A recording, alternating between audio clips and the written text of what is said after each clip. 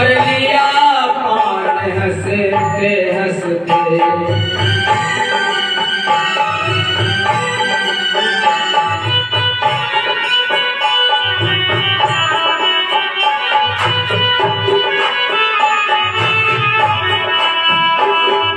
पर्दे से झलक दिखाने लगे, पर्दे से झलक दिखाने लगे, करुणा निधान हंसते हंसते।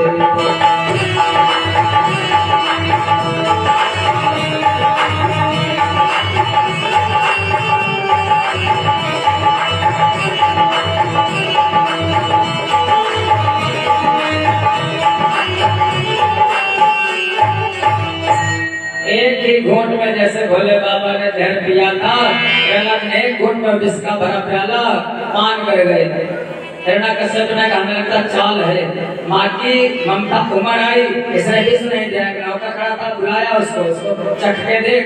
नौकर ने जैसे चखा, महाराज नौकर तुरंत एक क्षण नहीं लगा, वो ऊपर को सिधार गया।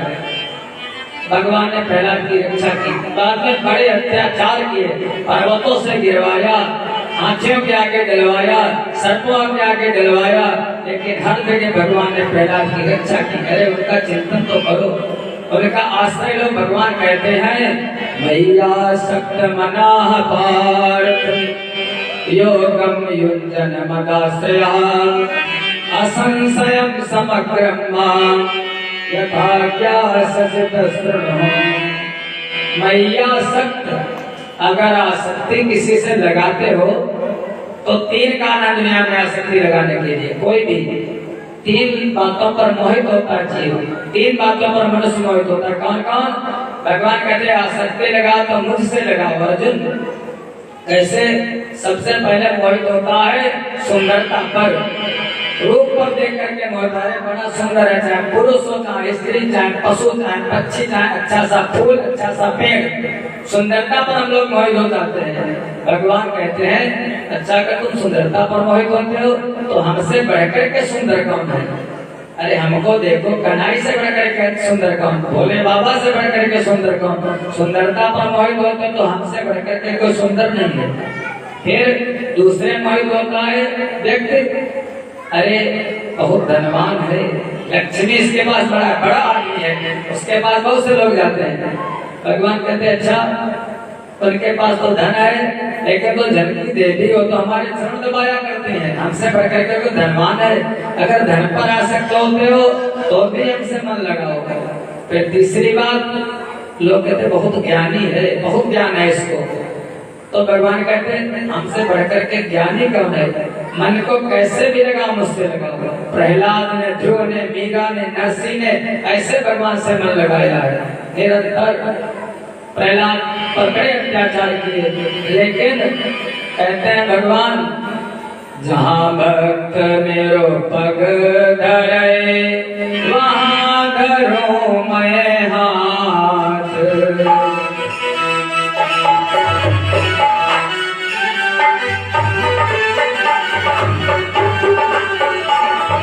पीछे पीछे मैं चलूं कभी न छोड़ो साथ।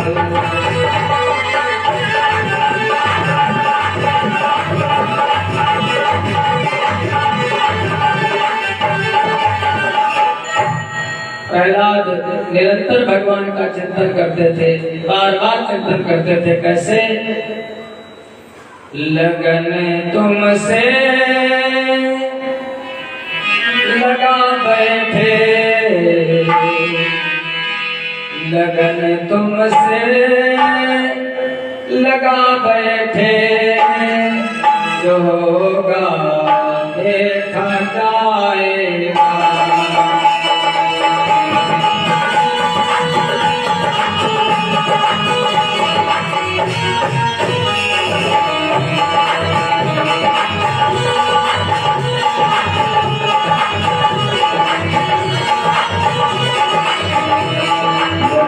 तुमसे लगा बैठे, लगन तुमसे लगा गए प्रभु गान देख जाएगा लगन तुमसे लगा गए प्रभु गान देख जाएगा अपना बना बैठे अपना बना बैठे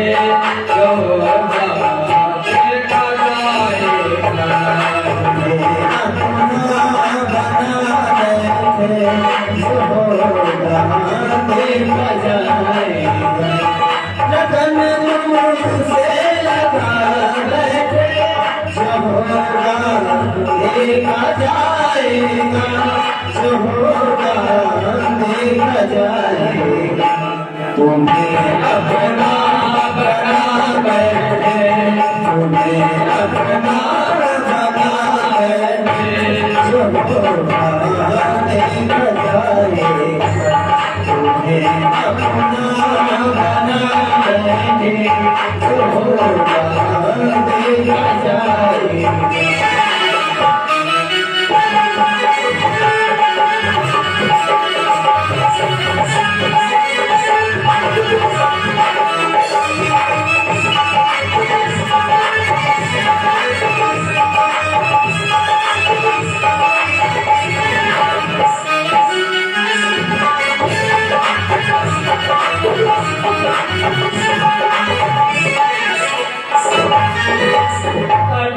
दुनिया से डरते थे तो छुप छुप याद करते थे कभी दुनिया से डरते थे तो छुप छुप याद करते थे कभी दुनिया से डरते थे तो छुप छुप याद करते थे कभी दुनिया से डरते थे छुप छुप याद करते थे छुप छुप याद करते थे याद पड़ता उठा देंगे याद पड़ता उठा देंगे होगा देखा जाएगा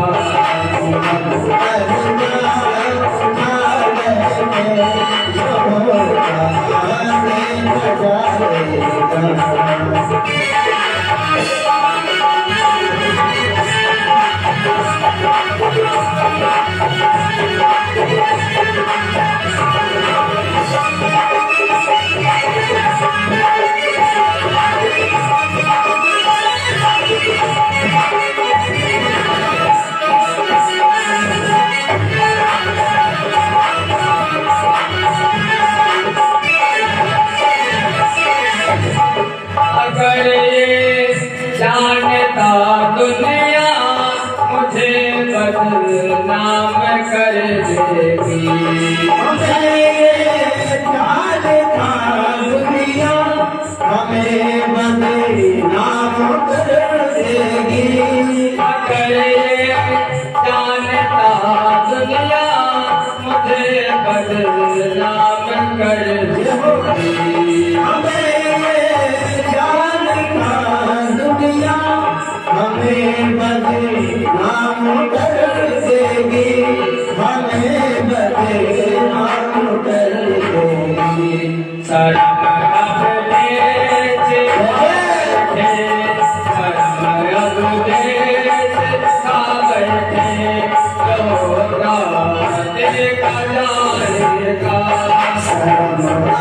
बेच खा बैठे लोगा देखा जाएगा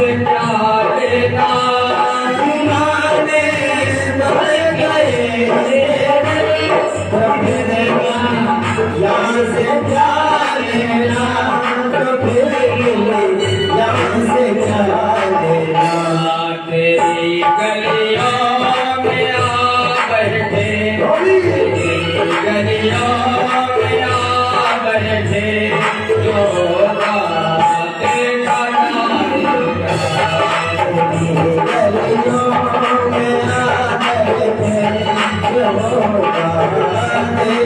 बना बैठो, तुम्हें अपना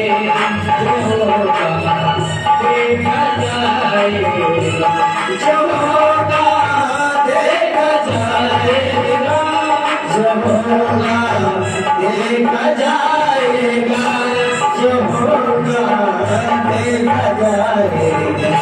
तुम्हें अपना बना बैठो,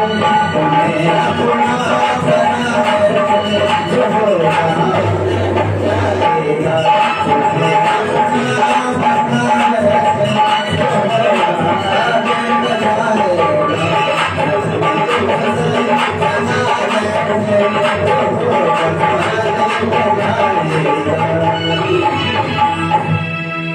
बोलो शंकर भगवान की। भगवान की महिमा, प्रहलाद ने भगवान की परम भक्ति की, भगवान ने जगह जगह रक्षा की। आखिर में वो दुष्ट, एक दिन सायंकाल का समय है, अपने पहले तो अपनी एक बहन है जिसका नाम है ढूंढिका, भागवत में विस्तार करके कथा है प्रहलाद की। ढूंढिका को बुलाया, ऐसा कर, ये बहुत आता है, बहुत दुष्ट है, इसको मार दे। ढूंढिका के पास एक साल थी, उस साल पर अग्नि का प्रभाव नहीं होता था, या ऐसा समझ लीजिए फायर प्रूफ साल थी, आग का प्रभाव नहीं होता था। चारों तरफ से लकड़ी लगाई गई, लकड़ियों में आग लगा दी गई, और ढूंढिका नाम की राक्षसी उसी पर बैठी, गोद में प्रहलाद को लिया। दो मत यहाँ पर है। एक तो मत है कि जब आग लगा दी गई और जब वो आग जलने लगी तो ऐसा हवा का एक झोंका आया कि जो ढूंढिका ओढ़े थी साल, वो आकर के प्रहलाद के ऊपर लिपट गई। ये भाव। और एक दूसरा संतों का भाव है कि जब आग लग गई तो आखिर वो तो भूआ थी, बड़ा प्रेम करती थी अपने भतीजे से। उसने सोचा मैं जल जाऊंगी कोई बात नहीं, लेकिन छोटा सा मेरा भतीजा अबोध बालक ये तो जीवित रहे। करुणा आ गई ढूंढिका को। वैसे तो राक्षसी थी, हम लोग माँ नहीं कहते, राक्षसी को कभी माँ कहा जाता है? माँ किस लिए कहते हैं कि जब उसको करुणा आई, दया आई, अपनी साल निकाल करके भैया प्रहलाद को उड़ा दिया, इसीलिए हम लोग कहते होली भैया। इसीलिए वैसे तो ढूंढिका बहुत दुष्ट थी, तब उसका नाम पड़ा होली भैया। ऐसे प्रहलाद की रक्षा की गई, भगवान ने रक्षा की। आखिर में जब कोई बस नहीं चला, हिरण्यकश्यप ने सायंकाल के समय प्रहलाद को खंभे से बांध दिया, बांध करके पीटने लगा प्रहलाद को। प्रहलाद से कहा, बता तेरा नाम कहाँ है? प्रहलाद कहने लगे, पिताजी कैसी बात करते हो? अच्छा ये बताओ हमारा नाम कहाँ नहीं है? अरे वो तो हर जगह व्याप्त है, हर जगह पर मौजूद है हमारा नाम। कहने लगा, जीवन का जाम समाप्त हुआ, बदलाओ ढूंढिका जाम कहाँ? ओ राम नाम के दीवाने, बदलाओ तेरा नाम कहाँ?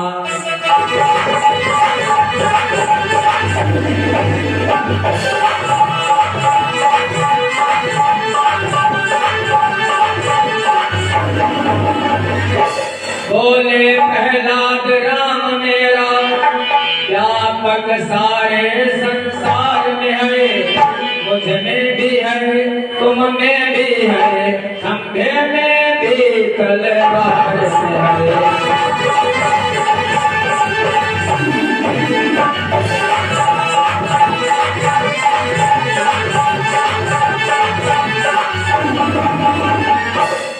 कहने लगे कहाँ नहीं है? हम में भी है पिताजी, तुम में भी है, आपने मुझको खंभे में बांध रखा, इसमें भी है, और तलवार जो हाथ में लिया हमको मारने के लिए उसमें भी है पिताजी। अब तो क्रोध आ गया, उसने कहा अच्छा खंभे में भी है? प्रहलाद ने कहा खंभे में भी है। वो भगवान, अच्छा कहाँ नहीं है? विचार करो, जब वो अगर जड़ में भी है और चेतन में भी है, अगर जड़ में मान लिया ये निर्जीव दिखाई देता, कैसे इसमें भगवान नहीं है? जिस दिन प्रभु की सत्ता नहीं होगी इसका विनाश हो जाएगा। तेरी सत्ता के बिना हे प्रभु मंगल मूल, पत्ता तक हिलता नहीं, खिले न कोई फूल। तो जड़ में भी है और चेतन में भी है, लेकिन हम लोग उसको देख नहीं पाते, अनुभव करते हैं। प्रहलाद ने कहा खंबे में भी है, जैसे ही प्रहलाद ने खंबे में अपने भक्त की वाणी को सत्य करने के लिए भगवान जैसा भक्त चाहता वैसे बन जाया करते हैं। इसीलिए भगवान वैसे तो हर जगह प्रकट हो जाते हैं, लेकिन प्रहलाद की बात सत्य करने के लिए खंबा फट गया, भगवान उसी खंबे से प्रकट हो गए। भगवान की वही भोले बाबा कभी कोई रूप धारण कर लेते, कभी कोई रूप धारण कर लेते थे। सत्यम विधातुं निजभद्रभासितम् स्तम्भे सभायामनमृगं नमानसम्। सत्यम विधातुं निजभद्रभासितम्, निजभद्रभासितम् जो हमारा प्रिय भक्त है उसने जो कह दिया उसकी बात सच करने के लिए उस खंबे से प्रकट हुई है। ऐसा रूप है न मृगम न मानुषम, आधा शरीर है पशु का, आधा शरीर है मनुष्य का, और तुरंत एक झटके में उसको हिरण्यकश्यप को पकड़ लिया और पकड़ करके भगवान खींच ले गए। कहाँ खींच ले गए? चौखट पर। पहले चौखट हुआ करते थे हम लोगों के बचपन में, चौखट ऊंची होती थी, बैठने इतनी ऊंची, उसी पर बैठ जाते थे। और अगर लड़ाई झगड़ा होता था हमारे माता पिता में तो यही कहते थे बस चौखट के पैर छू लो, अब चौखट के पैर छू ले। अगर कहीं तीर्थ जाते थे तो लोग उसी चौखट की पूजा करने जाते थे। कुंवर का महीना जब पीतर बाबा आते थे चौखट पर ही लिपाई होती थी, चौखट की बड़ी महिमा थी। अब तो चौखट में कहते गाड़ी आना तो चौखट पर नहीं बड़ी लगे, गाड़ी से उसी चौखट पर उन्होंने जा करके हिरण्यकश्यप को पकड़ लिया। भगवान कहने लगे हे हिरण्यकश्यप तूने वरदान मांगा था ब्रह्मा जी से कि मैं मरूं ना, उसी वरदान के अनुसार तू देख ले, दिन भी न रहा रात भी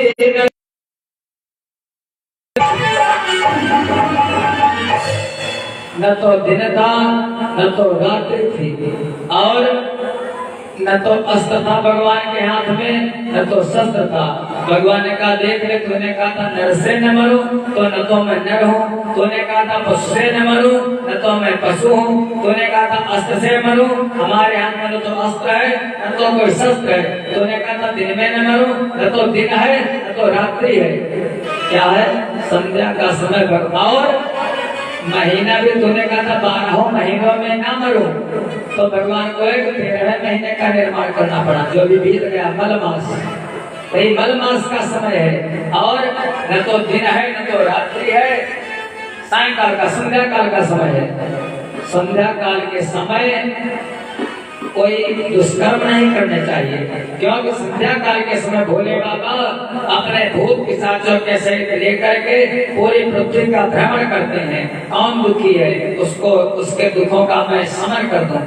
भोले संध्या का समय भोले बाबा का होता है, देवताओं का होता है। संध्या के समय सोना, संध्या के समय भोजन करना, संध्या के समय छींकना, संध्या के समय अट्टहास करके हंसना, संध्या के समय मैथुन करना, ये सब वर्जित है। अगर ऐसा कोई करता है तो महाराज उसके जीवन में दरिद्रता अति दुख होता है। संध्या के समय संध्या के समय क्या करना चाहिए?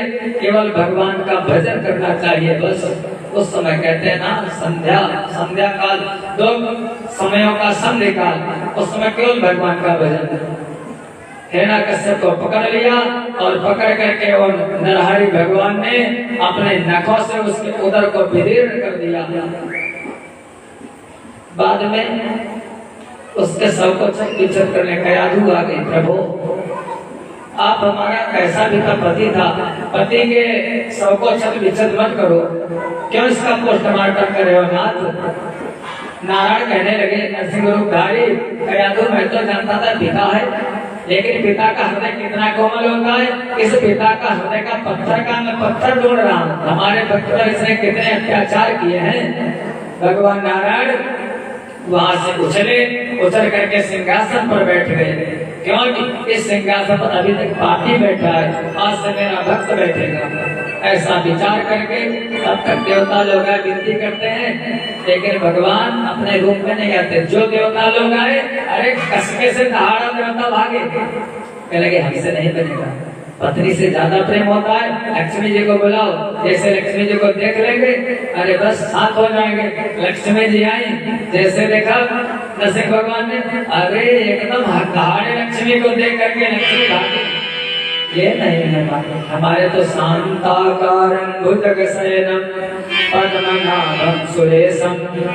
हमारे तो शांताकारं वाले जो शांत रहते हैं, दहाड़ने वाले हमारे नहीं है। लक्ष्मी भागी कर करके सबने कहा भक्तराज प्रहलाद तुम ही रक्षा कर सकते हो, तुम ही इनको अपने रूप में ला सकते हो। प्रहलाद ने विनती की, प्रभो योऽन्तः प्रविश्य मम वाचमिमां प्रसुप्तां संजीवयत् किल शक्तिधरा सुधाम्ना अन्यास्य हस्तचरणश्रवणत्वगादीन् नमो भगवते पुरुषाय तुभ्यं। बहुत छोटा सा बालक, हमको कहाँ मालूम तुम्हारी भक्ति, कहाँ मालूम तुम्हारा ध्यान है कि प्रभु प्रसन्न हो जाओ। आपकी अगर कृपा ना हो तो ये संसार चल नहीं सकता है। इसलिए प्रभु प्रसन्न हो जाओ। भगवान नारायण प्रहलाद की बात पर प्रसन्न हो गए। प्रहलाद का भगवान का कोई वरदान मांगो। प्रहलाद ने कहा प्रभु क्या मांगो, कुछ नहीं चाहिए, बस एक ही कामना है, हमारे पिताजी जो जिनका आपने वध किया है उनको सदगति प्रदान करो। ऐसा बेटा था प्रहलाद। भगवान कहने लगे बेटा प्रहलाद, कुलं पवित्रं जनने कृतार्था वसुंधरा भाग्यवती च तेन। इस कुल में कोई भक्त उत्पन्न हो जाता है तो कुल पवित्र, उसका कुल पवित्र हो जाता है। जननी कृतार्थ, जननी धन्य हो जाती है। भक्त से माता पिता का नाम होता है और वहाँ की जो पृथ्वी होती है वो हर्षित हो जाती है। उसकी 21 पीढ़ियां तक जाते हैं। प्रहलाद तुम अपने पिता की बात करते हो, तो तुम्हारे पिता थे और वैसे तो हमारे दूत थे, हमारे ही सेवक थे, उनको सुदाम की प्राप्ति हुई। ऐसे भोले बाबा की कृपा से हिरण्यकश्यप का उद्धार हुआ। आगे चल करके एक दैत्य है, जिस दैत्य का नाम है शकुनी। और शकुनी महाभारत वाला नहीं, शकुनी नाम है। शकुनी का बेटा है, जिस बेटा का नाम है प्रकाशुर। भोले बाबा की जाकर के घोर तपस्या करता है, घोर तप करता है। भोले बाबा प्रसन्न हो गए, बहुत प्रसन्न हो जाते हैं। जब प्रसन्न हो गए चले प्रकाशुर वरदान मांग ले, क्या इच्छा है तेरी? प्रकाशुर दैत्य उसने कहा वरदान की इच्छा यही है प्रभु, मैं मरूं ना। भगवान ने कहा इसको छोड़कर कुछ और मांग ले। कहने लगा एक ऐसा वरदान दो, अगर मैं किसी के मस्तक पर हाथ रख दूं, किसी के सर पर हाथ रख दूं तो भस्म हो जाए। क्या इतनी तपस्या किया तब किया, लेकिन वरदान क्या मांग रहा है? किसी के मस्तक पर हाथ रख दूं तो जल जाए। भोले बाबा ने कहा तथास्तु, ऐसे होगा। जिसके मस्तक पर तो हाथ रख, वो विचार नहीं करते, इतने भोले हैं, विचार नहीं करते। आगे क्या करेगा? वरदान दे दिया।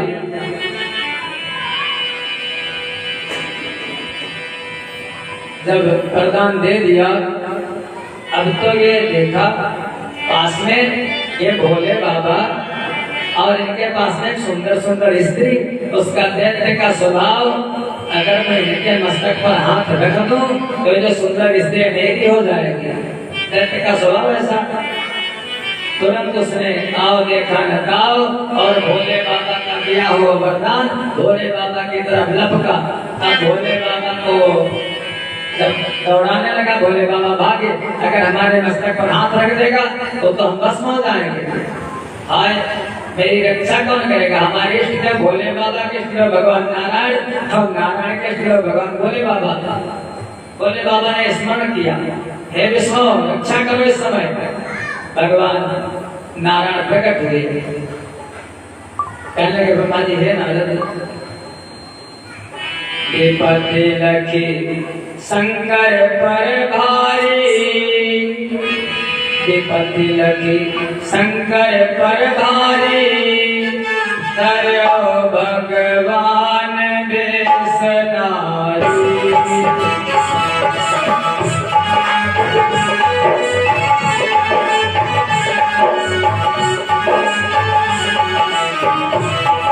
लगी शंकर पर भारी तरयो भगवान बेसनारी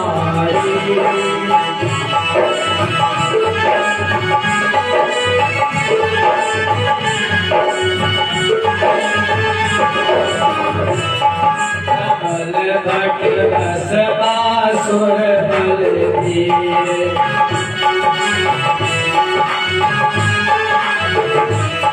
प्रबल पर्वत वाकार शरीर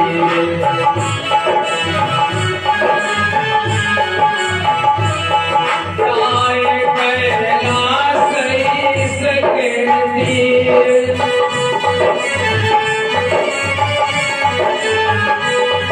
असुर तप करन लगो गंभीर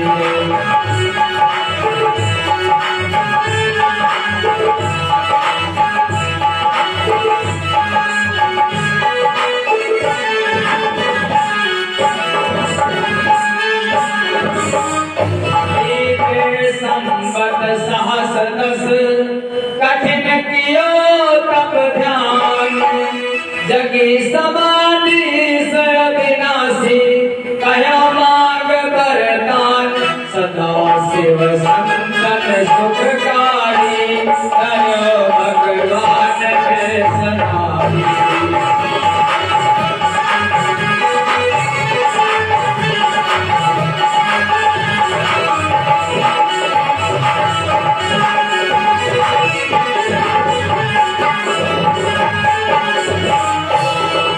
शिव चरणन पर भाग कहो पर दीजो बोला नाथ धरो जाके मस्तक पर हाथ असम हो जावे कई साथ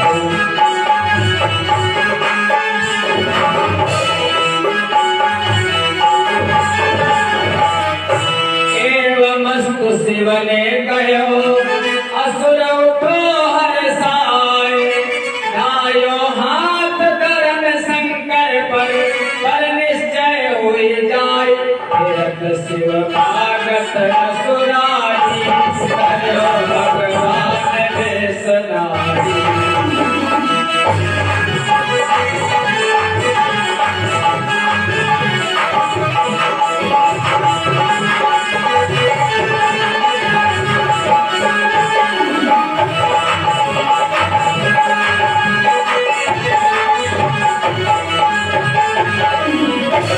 विश्व करुणा निधान सुर खूब करो प्रभु पार्वती को रूप भोले बाबा ने जब नारायण को याद किया भगवान नारायण पार्वती का रूप बना करके आ गए उस दत्त के सामने विष्णु करुणा निधान सुर खूब प्रभु पार्वती को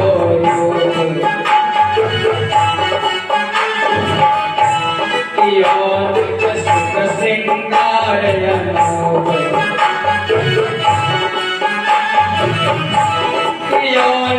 सुख सिंगार अनूप और चूनर चादर चौधूप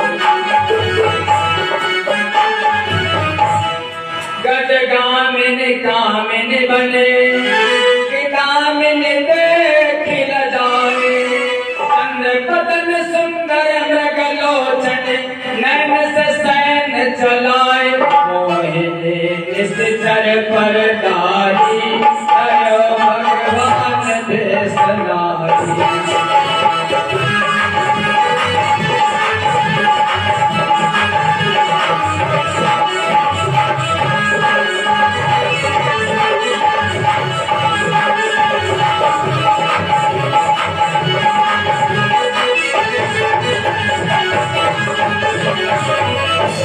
गई भामिनी भस्मासुर पास, ऐसे हम चली और हमारे साथ। छोड़े अब शिव तपसी की आस, चलो हिल मिल के बसे कैलाश। नारायण पार्वती का रूप बना करके कहने लगे इनको छोड़ दूंगी, चलो हम लोग कैलाश पर दोनों लोग विराजेंगे, दोनों लोग रहेंगे, लेकिन सब एक है। कहने लगे क्या? कहने लगे हमारे शिव हमको नृत्य दिखाते थे, तांडव नृत्य, एक हाथ रखते थे कमर पर, एक रखते थे मस्तक पर, ऐसे नाच दिखाओ तब चलूंगी। अरे वो माताएं तो सारी दुनिया को नचा देती हैं। कहने लगी नाच दिखाओ हमें तुम विजय से नाचत ईश, एक हाथ से भाव बताओ, एक हाथ धरो शीश। कई निश्चर की मति मारी धरो भगवान भेष नारी।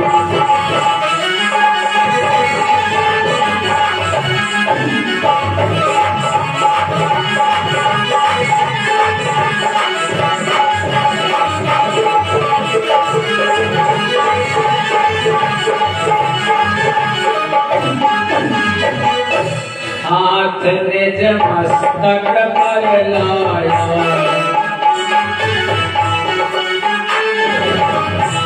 भस्म हो गई तुरंत काया।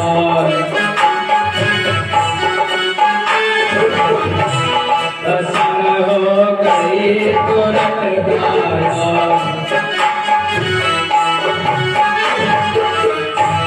ये करने का फल पाया,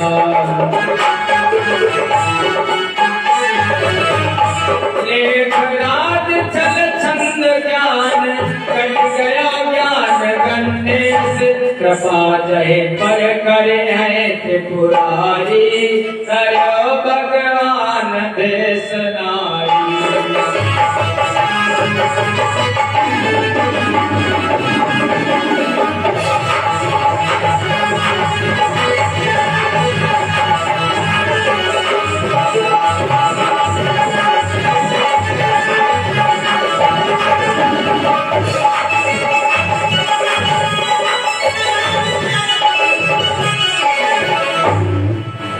शंकर भगवान की।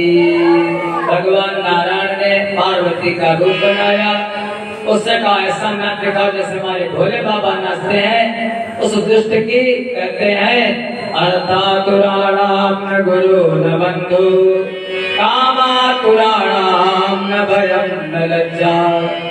जिसको धन की लोलुपता होती है उसके लिए गुरु भाई बंधु परिवार कोई नहीं होता, और जब काम का भूत सवार होता है तो उसको भय और लज्जा कुछ नहीं रह जाती है। ऐसे उसने उसकी पति खराब हो गई, अपने मस्तक पर जैसे हाथ रखा, इसलिए वरदान भी मांगना चाहिए तो ठीक ठाक मांगना चाहिए, दूसरे का अहित नहीं करने के लिए। जो अहित करता खुद उसी का अहित होता है। ऐसे भस्मासुर नाम था ब्रकासुर, लेकिन जब भस्म हो गया नाम पड़ गया भस्मासुर। भोले बाबा ने उसका भी कल्याण किया। एक परम भक्त जिनका भी चर्चा हो रही थी, प्रहलाद। प्रहलाद के बेटे हैं विरोचन। परंपरा ही चाहिए, सब भक्त हैं। प्रहलाद भगवान नारायण के भी भक्त, विरोचन भगवान भोले बाबा के भक्त। विरोचन के पुत्र जिनका नाम है बलि, बलि फिर भगवान नारायण के भक्त, प्रहलाद के पोते। और बलि का बेटा है जिसका नाम बाणासुर। बाणासुर भगवान भोले बाबा का परम भक्त, बहुत भक्त भगवान भोले बाबा का, निरंतर भोले बाबा की पूजा करता, आराधना करता। एक दिन गया कैलाश पर, भोले बाबा का तप करने लगा, समाधि लगा दी। बहुत दिन बीते, तपस्या करते करते भोले बाबा प्रकट हो गए। बाणासुर वरदान मांग, क्या इच्छा है तेरी? अब बाणासुर ऐसा था जो रावण से भी ज्यादा बलि था बाणासुर। और भोले बाबा के भक्त तो हर तरह के हैं, मनुष्य भी है, राक्षस भी है, दैत्य भी है, देवता भी है। वरदान मांग बाणासुर, क्या इच्छा है तेरी? है तो दैत्य लेकिन बहुत सुंदर वरदान मांगा प्रभु, और ऐसा वरदान मांगना ही चाहिए। अगर भगवान से मांगो, कहने लगा मेरी नगरी मेरी सेना, मेरे कुल के अधिनायक हो, आपत्ति समय में ध्यान धरो, ओ आकर मेरे सहायक हो।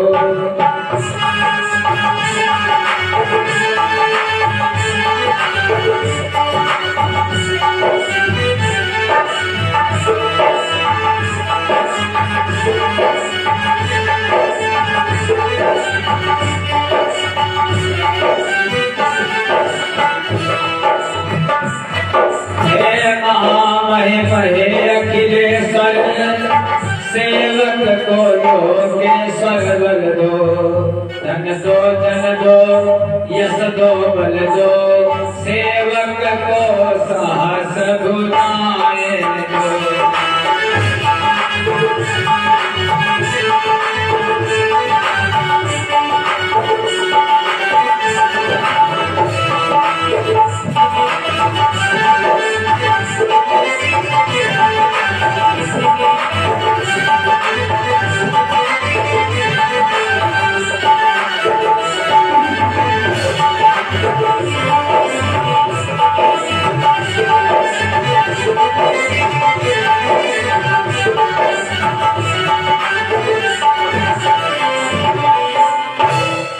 बहुत सुंदर वरदान मांगा, मेरी नगरी के ग्राम देवता तुम, हमारे कुल देवता तुम, और हमारे इष्ट देवता तुम। बहुत सुंदर वरदान मांगा था, लेकिन दैत्य का स्वभाव, धन भी हो जाए अच्छी बात है, यश भी हो जाए अच्छी बात है, लेकिन एक वरदान मांग लिया, सेवक को 7 बुझाएं तो 1000 बुझाएं तो भोले बाबा। जिसके 2 हाथ होते हो तो पता नहीं कितना हाथ फेंकता, जब 1000 हाथ मांग लिए, भोले बाबा ने कहा तथास्तु, ऐसी इच्छा तेरी पूरी होगी। 1000 हाथ जैसे भोले बाबा ने वरदान दिया है, घर को आया, अब चैन नहीं पड़ती, इतना बल हो गया। जाता है बड़े बड़े पेड़ों को उखाड़ लेता, मसल देता है, जाता बड़े बड़े पर्वों को चकनाचूर कर देता है, जाता है किसी नदी में बैठ जाता, नदी की धारा को रोक देता है। पता नहीं कितने दुष्टों को, दैत्यों को, राक्षसों को, मनुष्यों को उसने पीस करके मारा, बहुत परेशान कर दिया। आखिर में उसकी खुजली नहीं, उसका बल कम नहीं हो रहा था। भोले बाबा के पास जाकर के पहुंचा प्रभु। भोले बाबा ने कहा बता, पहले क्या हो, 2 हाथ हो जाए हमारे तुम्हारे। भोले बाबा ने कहा मैंने वरदान दिया और हमारे साथ 2 हाथ। जा बाणासुर, मैं तुझको एक झंडा देता हूँ, ध्वजा, इस ध्वजा को लेकर के अपने भवन पर लगा देना, और जिस दिन ध्वजा झुक जाएगी उसी दिन तेरे हाथों की खुजली मिट जाएगी। बड़ा प्रेम से ध्वजा लेकर के आया और अपने भवन पर लगा दिया झंडा। पहचान होती है हम लोगों की, अपने मकान पर झंडा। वैसे तो हमारा जो भारतीय ध्वज स्वतंत्रता दिवस पर लगाते हैं, अच्छी बात है, लेकिन हमारे घर पर भगवा तो जरूर लगा होना चाहिए, क्योंकि हमारी पहचान है। लंका में जब हनुमान जी गए तो विभीषण का घर पहचाना कैसे, भक्त का घर पहचाना कैसे? तुलसी का पेड़ बाहर देखा, रामायुध अंकित ग्रह, शोभा भरन न जाई, नव तुलसी का वृंद तहाँ, देखि हरस कपिलाई। अपने घर पर कम से कम ओम का चिन्ह तो बना हो, या नमः शिवाय, जय श्री कृष्णा, जय श्री राम, कुछ तो लिखा हो। हमारी पहचान तुलसी का तिरवा, तुलसी का पेड़ हो कम से कम सामने, तुलसी चौरा, एक ध्वज लगाओ, हाथ में कलावा बनाओ, मस्तक पर तिलक लगाओ, ये हमारी क्या है? हमारी प्रकृति ने हमारी सनातन संस्कृति है। बिना कलावा का हाथ अच्छा नहीं लगता, बिना तिलक का मस्तक अच्छा नहीं लगता।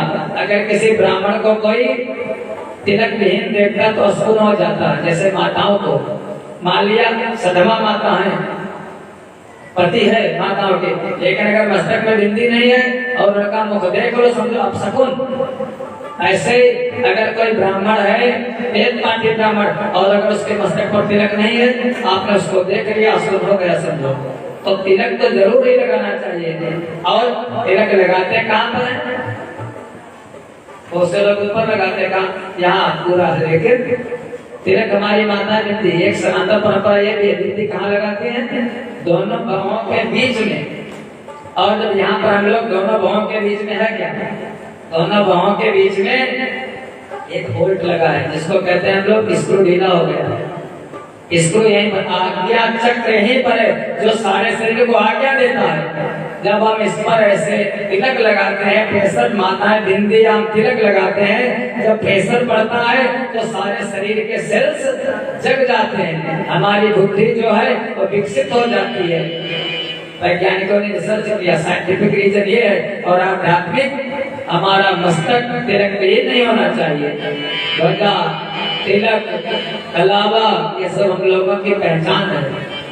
भगवान ने झंडा दिया, जहाँ लगा देना है लगा दिया झंडा, और रोज झंडे का दर्शन करता है। इसकी एक बेटी है जिसका नाम है उषा, और उषा की एक सहेली है जिसका नाम चित्ररेखा। बाणस्य मंत्री को भांड, चित्रलेखा चतत सुधा। बाणासुर का मंत्री कुभांड और कुभांड के बेटे उसका नाम चित्ररेखा। एक दिन उषा ने सपना देखा, सपने में देखा क्या? कोई सुंदर राजकुमार आया और उसको देख करके वो मोहित हो गई। अब फिर सोचती दोबारा सपना फिर आ जाता। आज सपना टूट गया, मैंने तो सपने में उस राजकुमार को पति मान लिया, अब उनको दोबारा मिलेगा कैसे? मन में ही पति बना लिया। बार बार करवट बदलती, लेकिन सपना अगर टूट गया तो टूट गया, दोबारा वो सपना नहीं आता। और सपने तो बहुत आएंगे, लेकिन वो सपना फिर आने वाला नहीं है।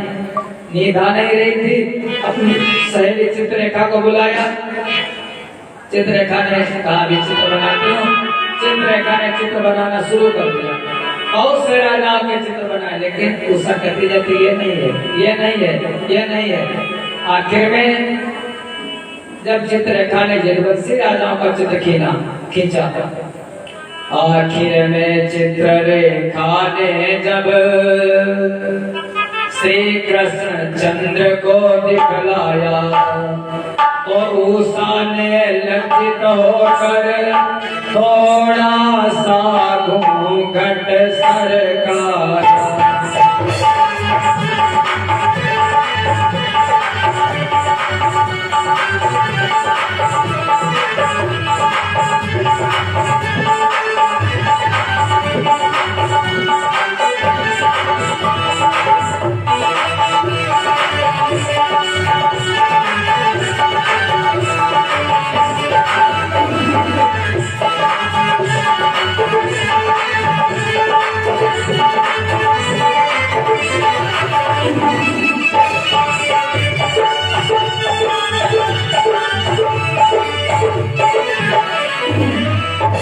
जैसे चित्ररेखा ने चित्र खींचा कन्हई का, द्वारिकाधीश का, उषा कहने की बस थोड़ी कमी है, या तो इनका बेटा या तो इनका पोता।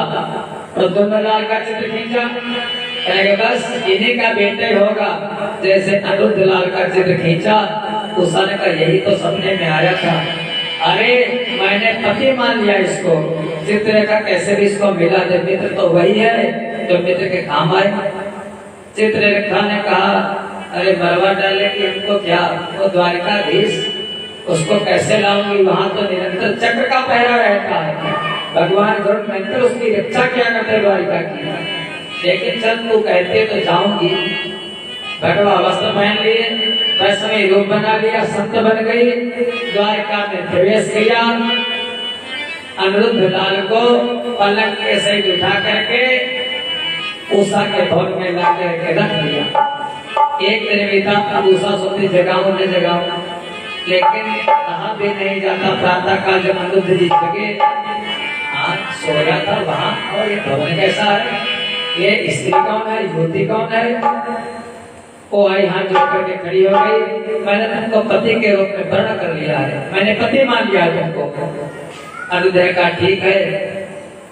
एक दिन दो दिन बीते, खबर पहुंच गई महाराज बाणासुर तक, तुम्हारी पुत्री के भवन में कोई परपुरुष निवास करता है। बाणासुर आया, अनिरुद्ध लाल सोए हुए जैसे देखा, बाणासुर ने मोहित हो गया। वास्तव में हमें लगता हमारी पुत्री के लायक यही पर है, इसी के साथ कन्या का विवाह कर देना चाहिए, लेकिन मैं इतना बलवान, ये भी तो देखो ये बलवान है या कायर। बाणासुर ने अनिरुद्ध लाल को जगाया। अनिरुद्ध लाल का बाणासुर का घोर युद्ध हुआ। आखिर में जब बाणासुर पराजित होने लगा तो अनिरुद्ध लाल को नाग फांसी में बांध लिया, बंदी बना लिया। खबर पहुंची द्वारिका में। द्वारिका में वो तीनों लोगों के स्वामी महाराज, उनसे बलि कौन? 56 करोड़ युद्धवंशी है भगवान के, 56 करोड़ युद्धवंशी। भगवान की एक रानी से 10 पुत्र, एक पुत्री। यदुवंशियों ने श्रोणितपुर नगर को चारों तरफ से घेर लिया, और यहाँ पर उसकी रक्षा करने वाले कौन है? वो भोले बाबा महादेव। उसने ही तो वरदान मांगा था, मेरे कुल के रक्षक, हमारे गांव के रक्षक। जैसे कन्हई आए, भोले बाबा युद्ध में सामने, कन्हई युद्ध में दोनों आमने सामने। भोले बाबा का और कन्हई का घोर संग्राम छिड़ गया। दोनों तरफ से तीर चलने लगे, तलवारें चलने लगी। इधर भूत प्रेत, उधर 56 करोड़ युद्धवंशी। भोले बाबा को जीतना आसान था क्या? भोले बाबा ने चढ़ा अग्निबाण, कन्हई ने चढ़ा दिया जलबाण। कन्हई ने चढ़ाया वायुबाण, भोले बाबा ने चढ़ा दिया सर्पबाण। वायु को अवशोषित कर लिया। जब भोले बाबा से जीत नहीं पा रहे थे, कन्हई विनती करने लगे, प्रभु हे सांब सदाशिव, कर्पूर गौरव करुणावतारम, आज हमसे हार जाते। भोले बाबा ने कहा पहले से बताइए। अरे मैं तो तुमसे हारा हुआ वैसे हूँ, बता तो देते। बस भोले बाबा ने कहा ऐसा करो, आलस से बाण चलाओ, हम सभी अलसा जाएंगे, आप पता विजय प्राप्त कर लोगे। कन्हई ने भोले बाबा के कहने के अनुसार आलस से बाण चलाया। सभी गण लोग अलसा गए। कन्हई की भोले बाबा पर विजय हुई। अब बाणासुर सामने आया। जब भोले बाबा हार गए, बाणासुर भी हार गया। सामने आया, प्रभु नाथ भोले बाबा, हमारी झंडा चुप गई थी। जिस दिन के अंदर झंडा चुप गया था और युद्ध भी हो गया, आपने कहा था तुम्हारी बाहों की खुजली उसी दिन मिट जाएगी, लेकिन अभी हमारे बाहों की खुजली मिटी नहीं और पास रहता है, और से युद्ध किया फिर भी हमारी खुजली नहीं मिटी। भोले बाबा ने कहा धैर्य करो। कहने लगा बाणासुर, सारंग पानी से समर किया, फिर भी कमान या चढ़ी रही, अब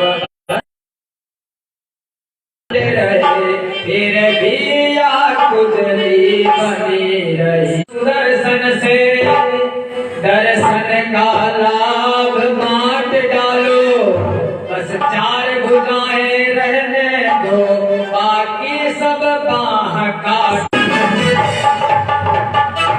कहने लगे ऐसा करो, सुदर्शन चक्र को आदेश दिया, 4 भुजा रहने दो, बाकी सब हाथ काट करके गिरा दो नीचे। चिच्छेद भगवान बाहुन शाखा इव वनस्पते, जैसे कोई लकड़ कट्टा किसी पेड़ को झरमात में काट करके गिरा देता है, हजारों बाहें काट करके सुदर्शन चक्र लगा दिया। घट घट बासीस घटना का, घट घट बासीस घटना का, तुम सारा भेद जानते हो।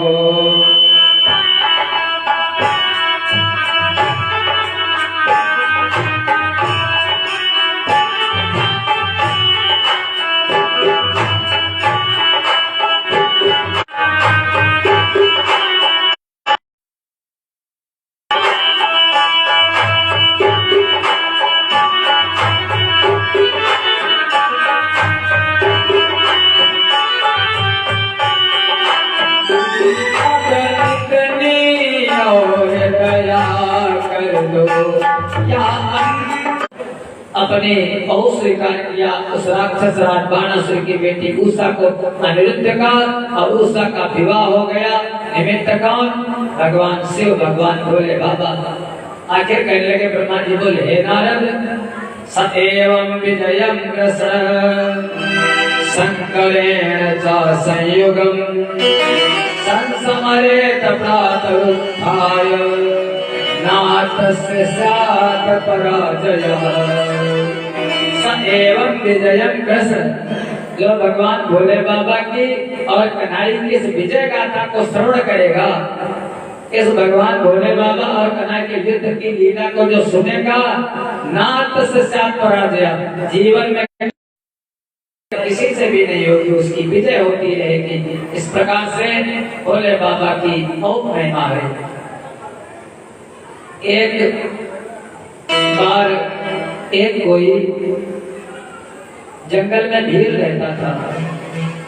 वो भीड़ की झोपड़ी कितनी बड़ी है, केवल उसमें भीड़ रह सकता है और उसकी भीड़ पत्नी रह सकती है, तीसरा नहीं रह सकता।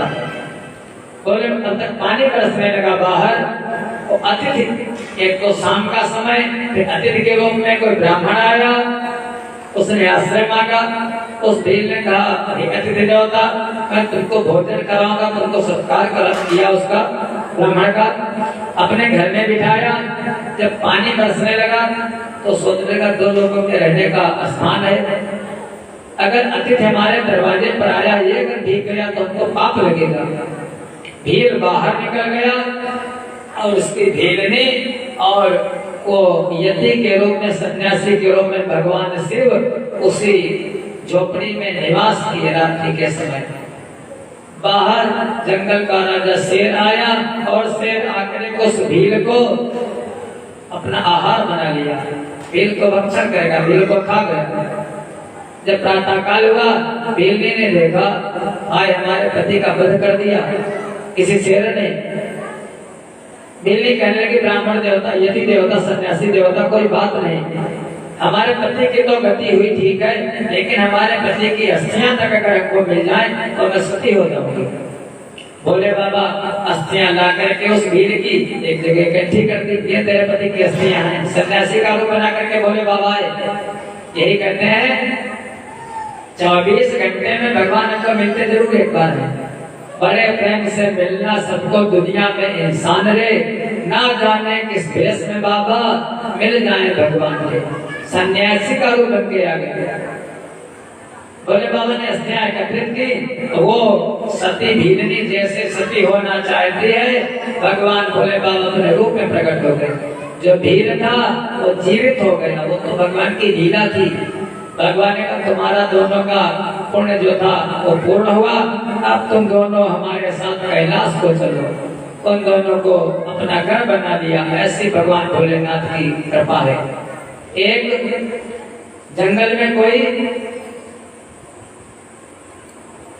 जंगल में एक कोई किरात रहता था। किरात के माता थे, पिता थे, पत्नी थी, बच्चे थे। एक दिन की बात, जंगल में गया, प्रातः काल से चला गया बेचारा, पशुओं को मार करके लाता था, परिवार का पालन करता था। प्रातः काल से सायंकाल तक कोई उसको पशु नहीं मिला जिसको मार सकता। सायंकाल हो गई। अब रात्रि का समय जब होने लगा तो एक जलाशय था, जैसे पास में एक तीर्थ बना है, उसी जलाशय के पास एक बेल का वृक्ष भी था। यहाँ पर देखो पूरी घटना घटित होती। वो तार के पास एक बेल का वृक्ष भी है। अब उसने सोचा इस जलाशय में कोई हिरण पानी पीने आएगा शाम को तो उसको मार दूंगा। बेल के वृक्ष पर वो किरात चढ़ गया, पहलिया चढ़ गया बेल के वृक्ष पर, हाथ में धनुष बाण। और पीने के लिए तो बोतल वगैरह नहीं चलती थी, कमंडल वगैरह, तब क्या एक मशक चलती थी, चमड़े की मशक, उसमें पानी भर लेता था जो कोई बाहर जाता था पीने के लिए। चमड़े की मशक में पानी, हाथ में धनुष बाण लेकर के बेल पर चढ़ गया। तब तक एक आया, देखा हिरण की हिरणी आई। जब हिरणी आई तो हिरणी को मारना चाहता, जैसे तीर का संधान किया। अब तीर का संधान करने में उसका हाथ हिला तो जो बेल का वृक्ष था, बेल के वृक्ष से कुछ पत्ते टूट गए। टूट करके नीचे कोई पत्थर रखा था, भगवान शिव का शिवलिंग, वो अकारण टूट करके पत्ते गिरे। जब पत्ते गिरे तब तक वो मशक जो थी जो हिला तो मशक से पानी भी गिर। जब पानी गिरा बेलपत्र भी गिरा, भगवान भोले बाबा की प्रथम पैर की पूजा हो गई। तब तक वो जो जंगली हिरणी आई थी उसने कहा पहले हमको क्यों मारोगे, आखिर हमारे बच्चे हैं, मार देना मैं ये नहीं कहती, मैं अपने बच्चों को दूध नहीं पिला के आई हूँ, मैं अपने बच्चों को दूध पिला करके आ जाऊं फिर मुझको मार देना। पहलिया ने कहा अच्छा तुम यहाँ से चली जाओ और अपने बच्चों को दूध पिलाने बहाना करके फिर उनको शिकार ना मिले। हिरनी ने सौगंध खाई, मैं अपने पुत्रों की अपने पति की बहुत सी सौगंध खाई, मैं दोबारा वापस जरूर आऊंगी। पहलिया का मन पवित्र हुआ, उसने विश्वास कर लिया। थोड़ी देर बाद वो जो हिरन था उसका पति वो भी जरा से पानी पीने के लिए आया। अब पहलिया ने फिर सोचा तीर चलाऊं, जैसे उसने हाथ उठाया मशक से पानी टपका और फिर मेरे पत्ते गिरे। भोले बाबा की द्वितीय प्रहर की पूजा हो गई। पर्व था उस दिन भगवान का देव संयोग, शिवरात्रि की तिथि थी शिवरात्रि। उसी दिन द्वितीय प्रहर की पूजा हुई। उसने भी कहा मैं अपने घर को जा करके अपने बच्चों और पत्नी को ठीक ठाक करके दोबारा आ जाऊंगा। उसने भी कसम खाई, पहलिया छोड़ दिया उसको भी। अब प्रातः काल जब हुआ तो वो हिरण की पत्नी अब जब पत्नी चलने लगी हिरणी, तो हिरण ने कहा तुम्हारे बिना मैं क्या करूंगा। तब तक वो बच्चे कहने लगे जब माता पिता मर जाएंगे तो मैं क्या करूंगा। पूरा हिरण का परिवार उसी स्थान पर आ गया।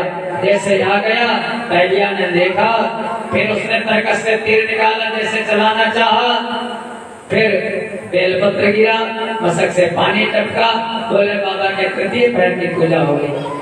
भोले बाबा वहीं से उसका मन पवित्र हो गया, भोले बाबा प्रकट हो गए, भील को दर्शन दिया भोले बाबा ने।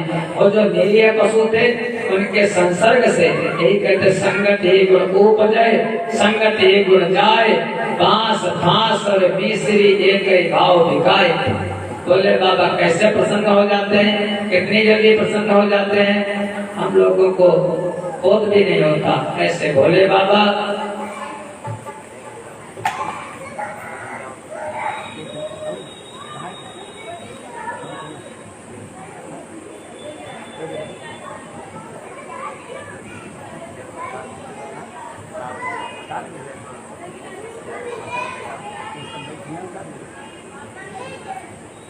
आदेश हुआ है पीयूष भैया का कमेटी का कि 7 बजे भगवान की आरती होगी, तब तक कथा करनी है। बताओ प्रेम से शंकर भगवान की। आप लोग बैठे रहेंगे तब सुनाते रहेंगे, भंडारा तब तक तैयार, तब तक भोले बाबा की आरती 6 बजा है।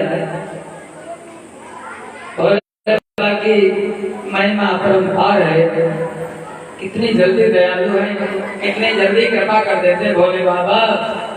और जो हिरण थे,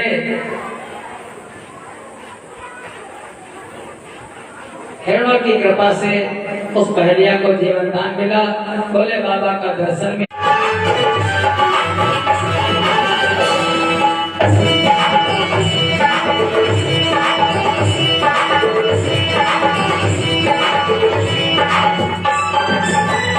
सारे जग का है वो रखवाला, मेरा भोला है जग से निराला। बम्बोला बम्बोला बम्बोला बम्बोला बम्बोला बम्बोला।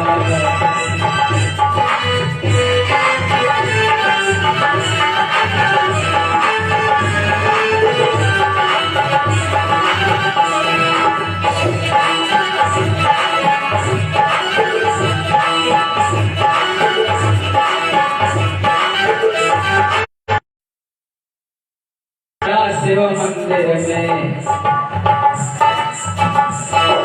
चोर पड़ा शिव मंदिर में, चोर पड़ा शिव मंदिर में, चोर पड़ा शिव मंदिर में।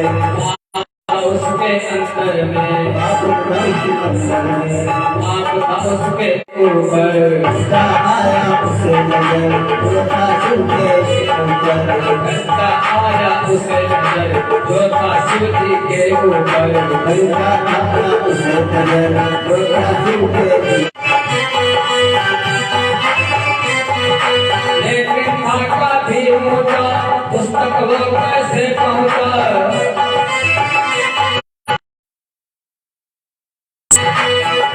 कैसे लालच ने चक्कर में डाला, कैसे लालच ने चक्कर में डाला, मेरा भोला है जग से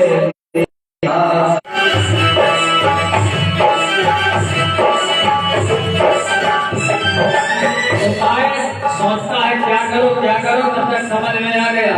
उपाय समझ जब आता है, चोर खड़ा मुस्काता है,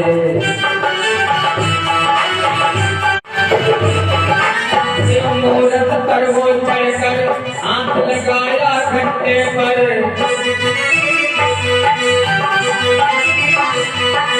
शिव मूरत पर वो चढ़कर हाथ लगाया घंटे पर,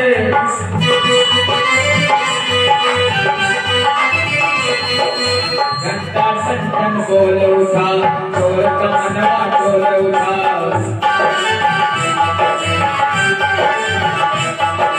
घंटा टन बोल उठा, चोर का मनवा डोल उठा,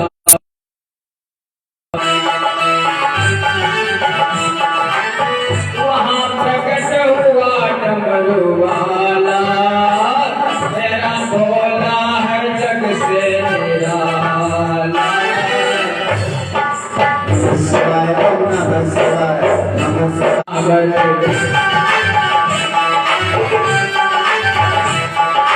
माग माग बोले शंकर, ले ले तो मन चाहा बर,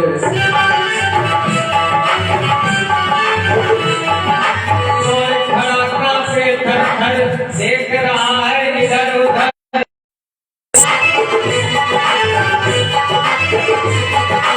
चोर खड़ा कांपे थर थर, देख रहा है इधर उधर,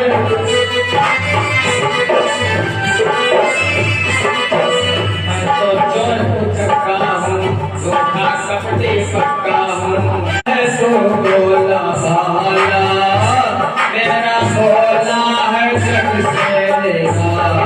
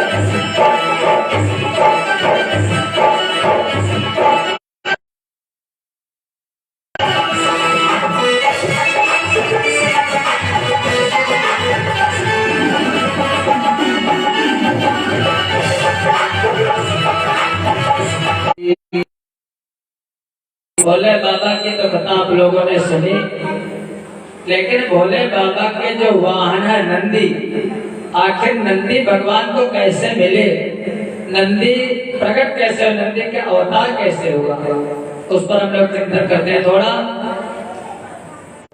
भोले बाबा ने कहा ठीक है, और सिला दे, और क्या बताऊं, और किसको ढूंढने जाऊं, मैं ही तुम्हारा पुत्र बनकर के आऊंगा। भोले बाबा ने वरदान दे दिया सिराज को, कहने लगे शिव भक्त थे कसिला, सब कुछ था पर संतान न थी, भोले की कठिन तपस्या की तब शिव संग